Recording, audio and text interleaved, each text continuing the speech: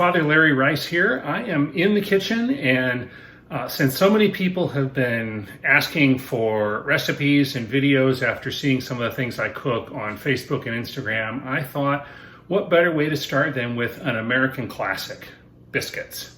There are a lot of different kinds of biscuits. Some places you'll see drop biscuits, like those buttery things that you get at Red Lobster and some of those restaurants, where they kind of drop the dough and it's kind of loose and like a little rock. I am a big fan of classic Southern biscuits, where you get all those nice little flaky, buttery layers in the biscuits, and so that's what I'm going to be making today.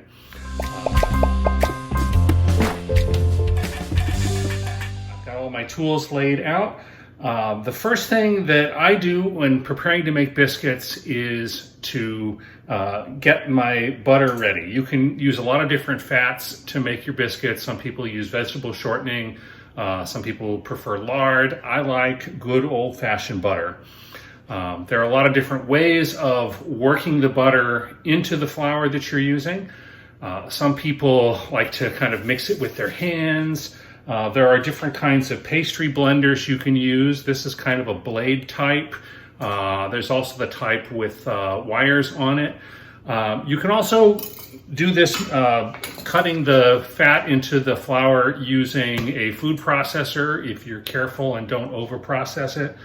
But I am in favor of the method that tells you to take your butter and keep it in the freezer. So we've got frozen butter and a good old-fashioned box grater.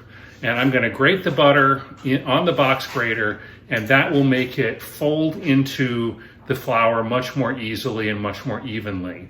If you're a fan of the Great British Baking Show, this is what a lot of those kinds of pastry chefs call a rough puff.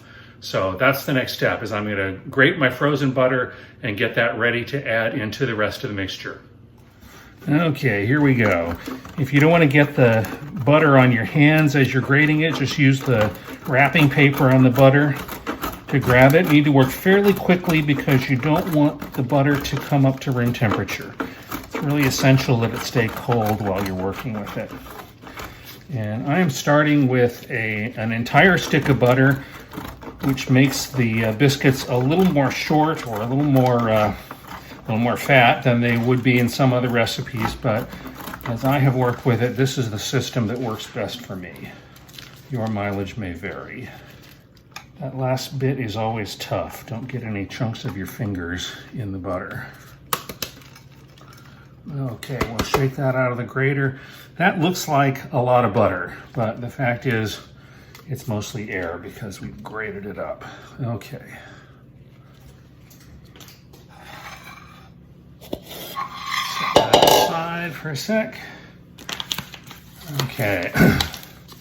A word or two about flour. I'm using classic Southern self-rising flour. And the only difference between self-rising flour and regular flour is that self-rising flour already has the baking powder or the leavening added to it. So I'm going to start with 2 cups of self-rising flour.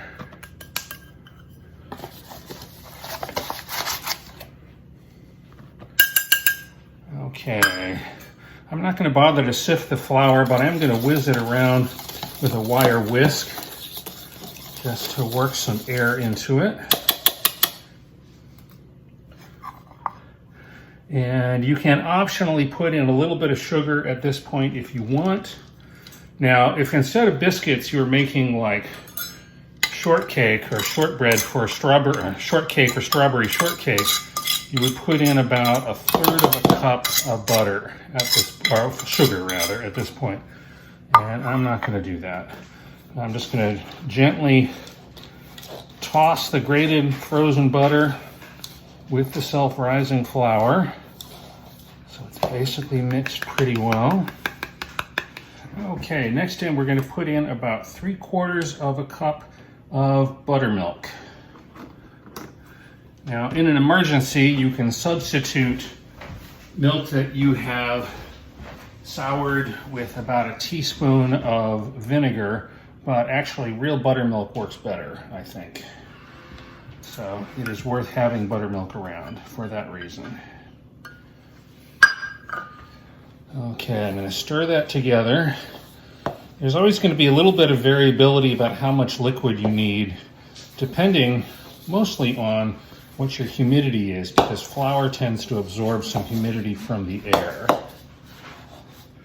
So you don't want your dough too wet, but it does need to kind of come together. This needs just a little bit more buttermilk. There we go. All right.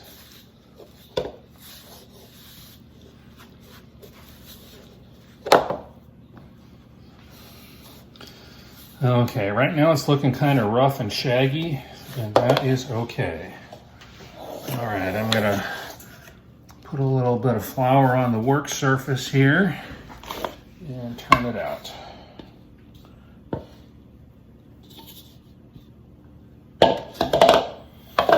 Now I'm going to work that with my hands, but working pretty quickly because I don't want the heat from my hands to warm it up.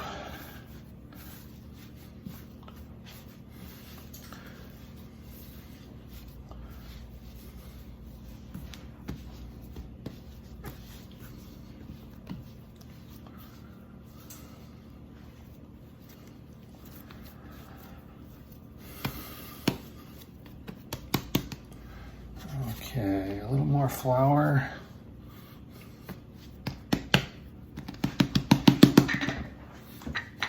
Now it's time to roll it out. So it's about around 3/4 of an inch thick.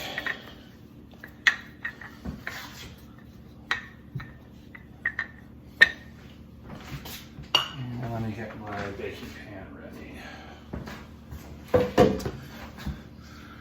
Okay, I think it's important to have a good biscuit cutter.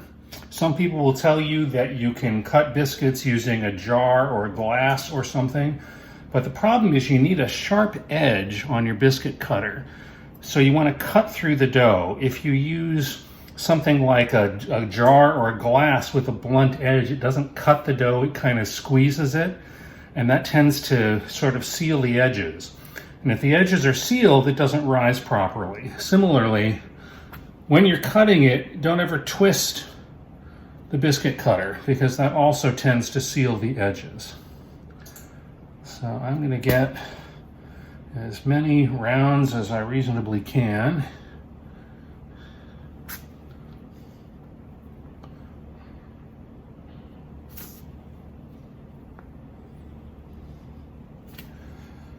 Okay.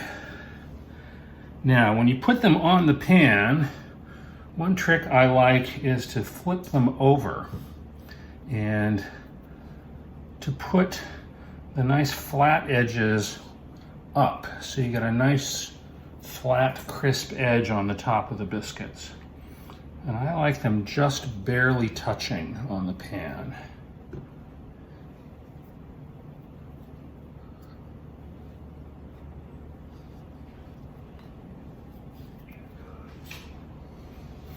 Okay, you got some extra scraps of dough here, and you can kind of pull it together, again, without overworking it. Any biscuits that you make from the scraps are not going to be as beautiful as the other ones. So those are the ones you eat yourself when they come out of the oven, not the ones you serve to company. I'm just saying.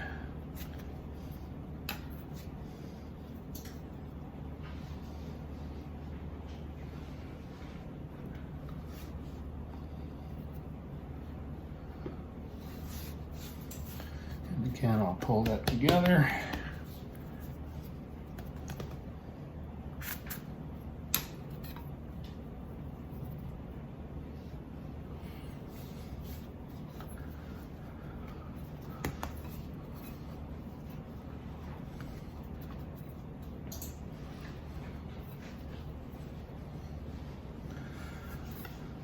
Okay, those are about ready to go into the oven. Take a look, there we go. Like a lot of pastry, biscuits have to go into a hot oven. A lot of foods you want to cook a lower and slower temperature, but you need the hot, high temperatures of the oven to really kind of melt that butter immediately into the layers in the biscuits and get them to rise. So a nice hot oven.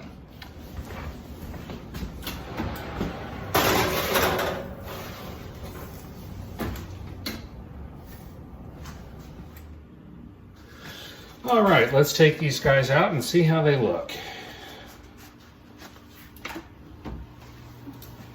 Looks good to me. Oh yeah. Okay, so here we are. They are out of the oven. As you can see, the round ones that we cut with the cutter have some nice lamination around the edges, which means they'll separate into some nice flaky layers. Let me grab one of these. Oh yeah, look at that. Look, that's beautiful. All right. Oh, it's still very hot. Okay, that's gonna get a little bit of butter, maybe a lot of butter, because that's how I roll.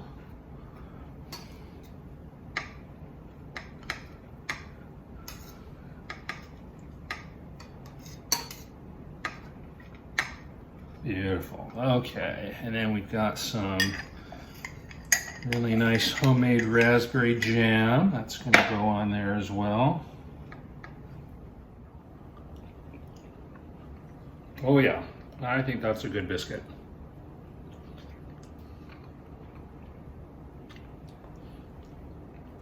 Oh yeah, that works for me. Okay, just a couple words about some variations.